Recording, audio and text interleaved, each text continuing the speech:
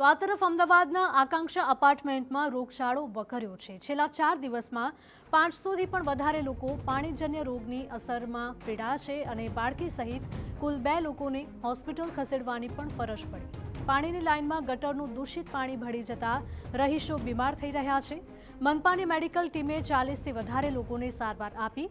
રોગચાળો ફેલાતા અસરગ્રસ્ત વિસ્તારના રહીશોમાં ભારે આક્રોશ ફેલાયો છે।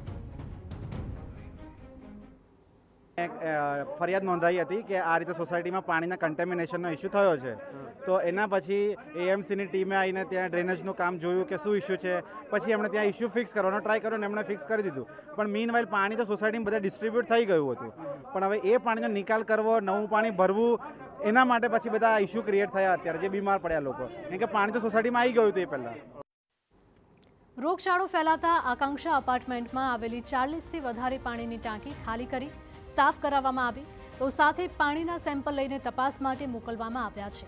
મનપાની આરોગ્ય વિભાગની ટીમ દ્વારા રહીશોના સ્વાસ્થ્યની કાળજી લેવાઈ રહી છે। મહત્વનું છે કે રાજ્યના મુખ્ય પ્રધાનના વિસ્તારમાં આવી ઘટના બનતા મેયર હિતેશ બારોટે તાત્કાલિક આકાંક્ષા અપાર્ટમેન્ટમાં પહોંચી સ્થિતિની સમીક્ષા કરી। મેયરે સ્વીકાર્યું કે ગટરનું દૂષિત પાણી પીવાના પાણીની લાઇન સાથે ભળી જતા આ રોગચાળો ફેલાયો છે અને આ પાછળ જે પણ જવાબદાર હશે તેની સામે કાર્યવાહી થશે।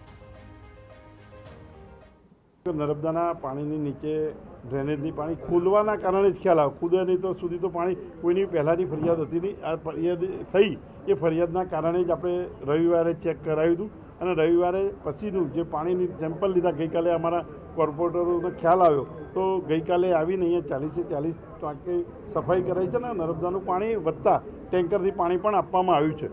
જે લોકોની બેદરકારી છે એમના સામે અમારા એન્જિનિયરિંગ વિભાગ દ્વારા તપાસ કરીને આગળનું કાર્યવાહી કરી।